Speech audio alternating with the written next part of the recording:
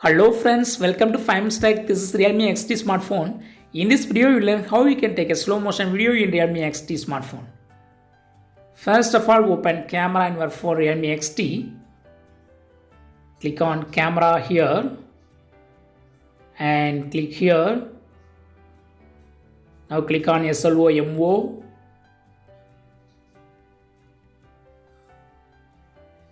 Now start recording your video. I record this video.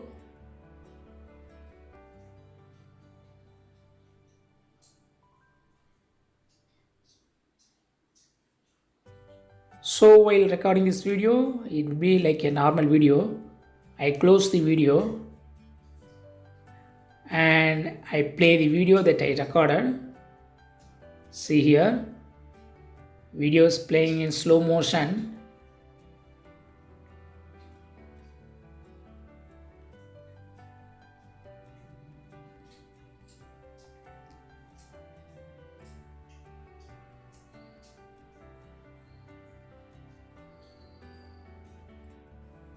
So in this way you can easily record a slow motion video in your phone Realme XT.